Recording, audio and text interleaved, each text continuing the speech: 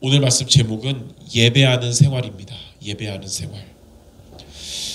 예배는 그리스도인의 생활 중에서 가장 중요한 것입니다. 그래서 우리가 살면서 예배드리는 게 제일 중요해요.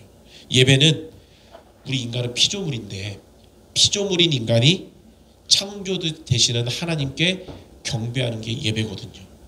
그래서 오늘 이 예배하는 생활에 대한 말씀을 붙잡는 모두가 되시기 바랍니다. 먼저 첫 번째로 예배 대상이 누구인지 알아야 됩니다. 여러분이 예배를 드리는데 누구에게 예배를 드리느냐, 이게 중요해요. 지금도 많은 사람들은 나무에다가 절하고 그러잖아요. 생명이 없는 나무에게 절하고, 또 부처상과 같은, 마리아상과 같은 우상에게 절하는데 사실 그거는 부처도 아니고 마리아도 아니고 돌이잖아요. 돌로 만든 거잖아요. 그런 나무, 돌 다 하나님이 만드신 자연적인 것에 불과합니다. 우리는 하나님이 만드신 그러한 것을 섬기는 게 아니라 하나님께 예배드릴 수 있어야 됩니다. 자, 성경에 보니까 우리가 자주 읽지 않은 요한계시록에 보니까 예배의 대상이 누구인지를 나와 있습니다. 먼저 요한계시록 4장 8절에 보면 뭐라고 나왔냐면, 그들이 밤낮 쉬지 않고 이르기를, 그러니까 주의 천사들이 늘 이르기를 뭐라 그러냐, 거룩하다 거룩하다 거룩하다 주 하나님 곧 전능하신 이여, 전에도 계셨고 어제도 계시고 장차 오시리시라. 항상 함께 하시는 전능하신 주 하나님.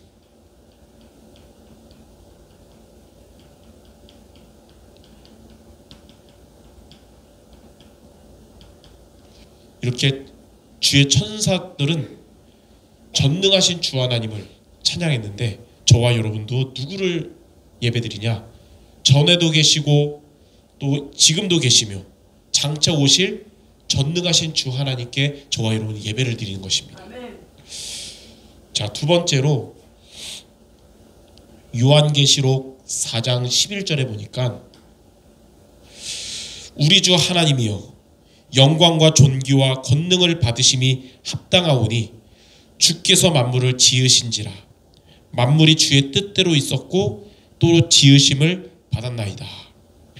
저와 여러분의 예배 대상이 누구냐면, 자, 만물을 지으신 주 하나님이 우리의 예배 대상입니다. 자, 만물을 지으신 주 하나님. 항상 우리는 우상에게 예배드리는 것이 아니라 온 천하와 온 우주를 만드신, 또 저와 여러분을 만드신 주 하나님께 예배를 드리는 거예요. 자, 세 번째, 요한계시록 5장 9절에 보니까, 일찍이 죽임을 당하사 각 족속과 방언과 백성과 나라 가운데 사람들을 피로 사서 하나님께 드리시고 그랬어요. 우리가 누구에게 예배드리냐? 피로 인하여 피로 구원하신 하나님께 예배를 드리는 겁니다.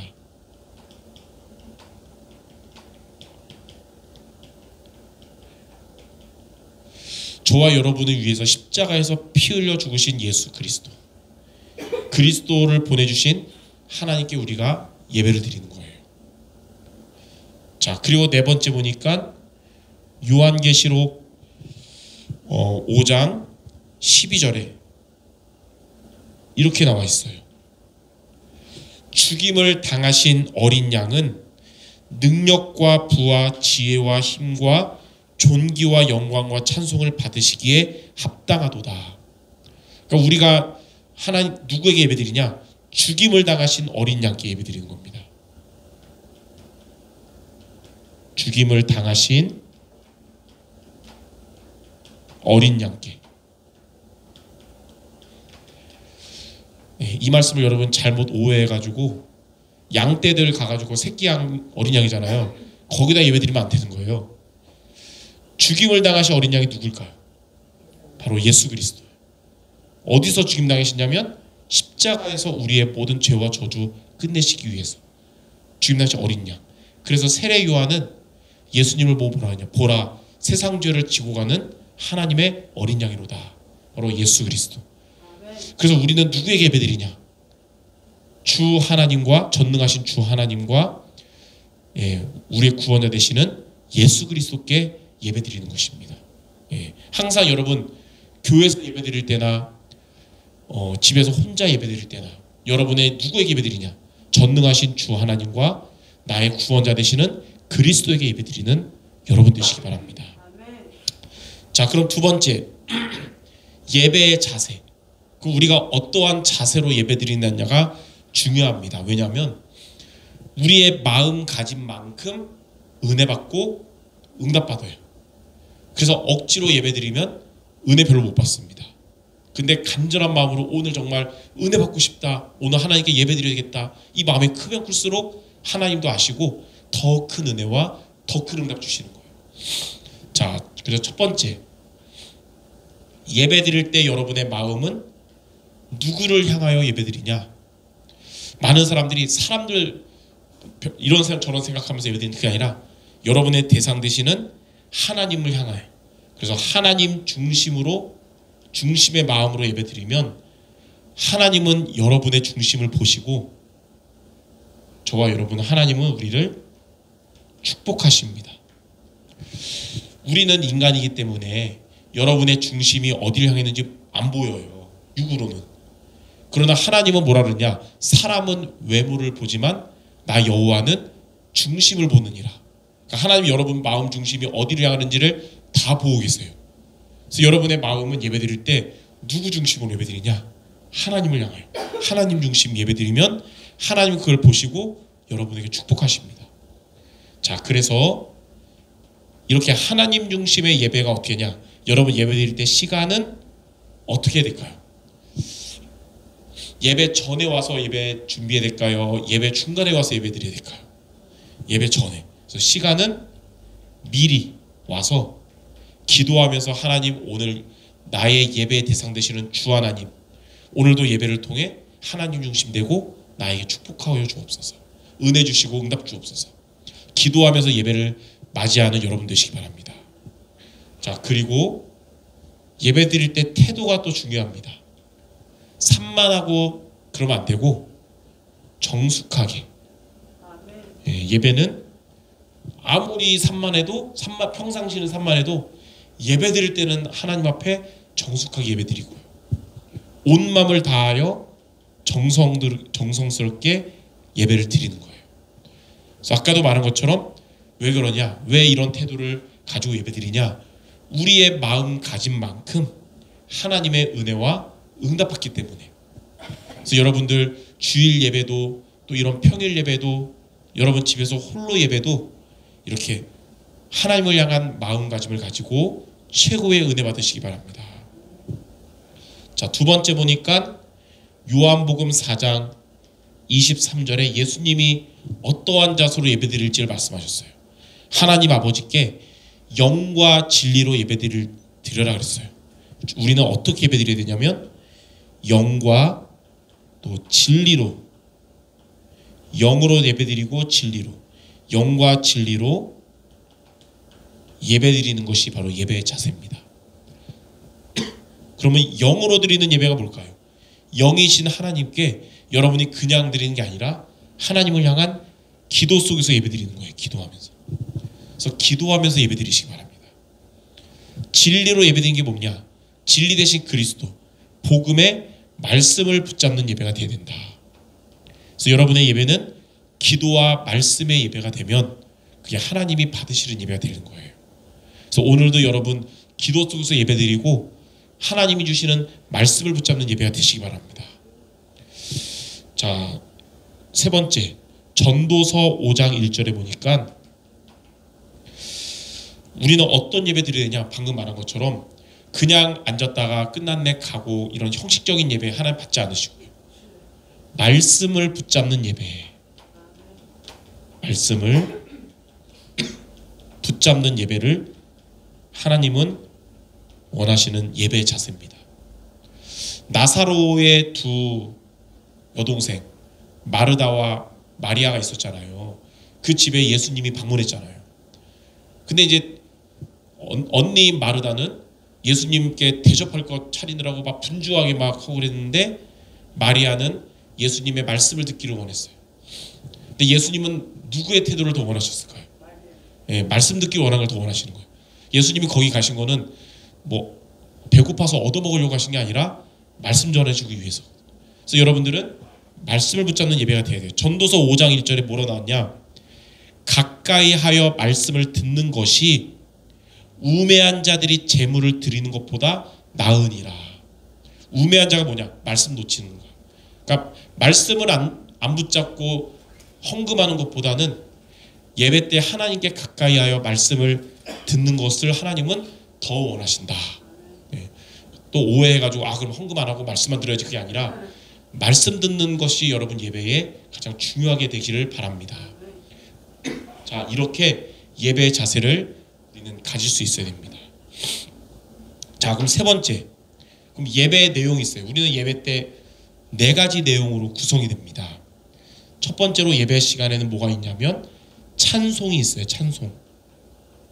찬송은 뭐냐면 히브리서 13장 15절에 보니까 이렇게 말해요. 예수 이름을 증언하는 우리 입술의 열매다. 자, 예수 이름을 증언하는 입술의 열매. 예수님이 분명히 말씀하셨어요. 예수 이름으로 기도하면 내가 시행하리라 그랬죠. 행하리라. 근데 예수 이름으로 기도한 것에 하나님이 시행해주는 열매가 된다. 그래서 여러분이 진짜 찬양을 하면, 가사 가지고 하나님께 찬양하면 반드시 응답받습니다. 예. 두 번째로 구성된 게 바로 기도입니다. 자, 요한계시록 5장 8절에 보니까 뭐라고 나왔냐면 예배 때 드리는 성도들의 기도는 뭐라고 표현했냐면 금 대접에 담긴 향이다 그랬어요. 향. 금 대접에 담긴 향이 성도들의 기도라는 거예요. 근데 요한계시록 8장 3절 4절에 보니까 이 금향로에 담긴 향이 담긴 금 대접을 주의 천사가 가지고 누구에게 전달하냐? 하나님께 전달하는 거예요. 자, 그러면 여러분이 예배 때 기도한 거 하나님이 받으실까요? 안 받으실까요? 받으시는 거예요.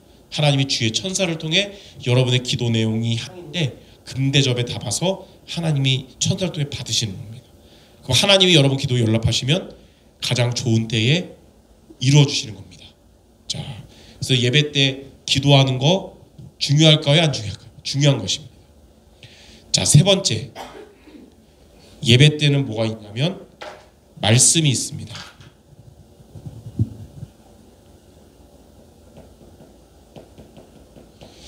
자, 시편 78편 1절에 보니까 이렇게 나와 있어요. 내 백성이여, 내 율법을 들으며 내 입의 말에 귀를 기울일지어다. 여러분이 예배 때 하나님의 말씀을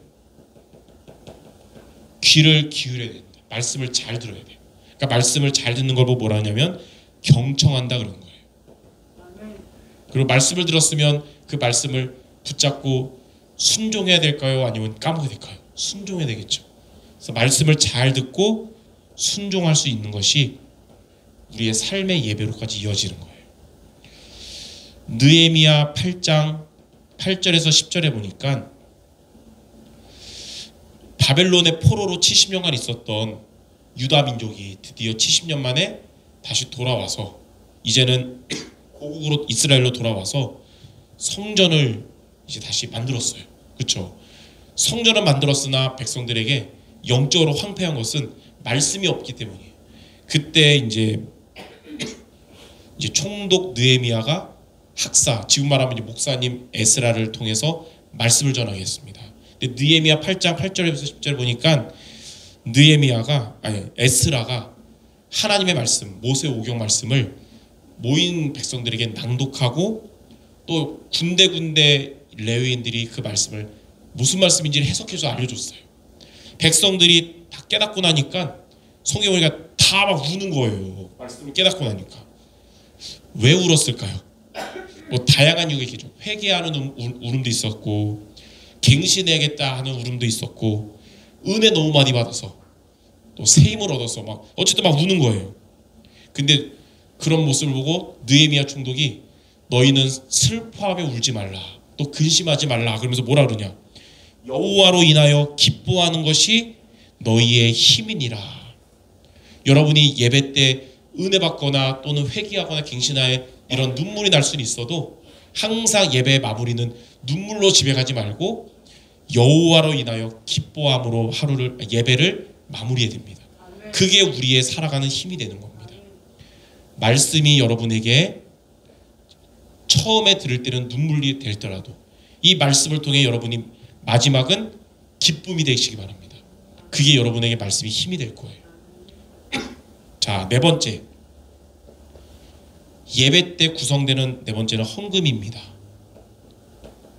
헌금에 대한 세 가지 중요한 성경 구절이 나와 있어요. 첫 번째는 잠언 3장 9절 10절. 뭐라고 나왔냐면 너의 처음 열매를 하나님께 드려라. 처음 열매를 내가 하는 게 아니라 하나님께 드리면 뭐라 그러냐, 그러면 너의 양식이 창고에 가득하게 될 것이고, 그리고 앞으로 세월이 막 지나도 새 양식이 계속 너에게 넘칠 것이다. 그러니까 내 모든 물질이 하나님 것이라는 증거잖아요. 처음 열매 드리면 하나님이 믿고 창고를 가득하게 하고 두고두고 새 양식이 넘치게 하시겠다는 거예요. 항상 여러분의 경제는 하나님 중심 되시기 바랍니다. 자, 마태복음 6장 21절에 보니까 너의 보물이 있는 곳에 너의 뭐도 있냐면 마음도 있느니라. 자, 내 보물이 있는 곳에 내 마음도 있느니라. 그래서 교회 예배에서 정말 헌금 생활을 제대로 하는 신자가 하나님을 제대로 믿더라고요. 왜냐하면 우리의 예물을 하나님께 드린다는 것은 우리의 마음도 하나님께 있는 것이고, 교회 예배 때 예물 드리는 것은 우리의 마음도 교회에 있다는 거거든요. 항상 여러분의 마음은 하나님과 교회에 있으시기 바랍니다. 한 가지 더 성경 구절, 말라기 3장 10절에 보니까 온전한 11조를 하나님께 드리라 그랬어요. 온전한 11조. 그러면 이것이 하나님께서 위로부터 여러분에게 내려주시는 복을 받는 통로가 될 거예요. 뭐라 그러냐면 하나님이 하늘의 문을 열고 복을 쌓을 곳이 없도록 부어주실 것이다. 그래서 11조 성공하는 성도치고 경제 망하는 성도는 지구상에서 단 한 번도 없었습니다. 앞으로 여러분이 11조 성공하고 경제 망하는 1호가 되지 않을 겁니다. 예. 이처럼 이렇게 네 가지, 예배 때는 찬송과 기도와 말씀과 헌금, 의미를 가지고 매주마다 항상 예배 성공하는 여러분 모두가 되시기를 바랍니다. 그래서 예배 성공이 인생 성공이라는 응답의 증인 모두 되시기를 주님의 이름으로 축원합니다. 기도하겠습니다. 하나님, 우리의 예배의 대상은 우상도 아니고 자연도 아니라 전능하신 주 하나님, 그리고 우리의 구원자 되시는 그리스도임을 고백합니다. 우리가 항상 하나님께 영과 진리로 온전한 마음으로 예배드리게 하시며 예배를 통해 하나님께 영광 돌리고 우리가 하나님의 은혜로 최고의 축복을 모두가 누리게 하여 주시옵소서. 예수 그리스도 이름으로 기도드립니다. 아멘.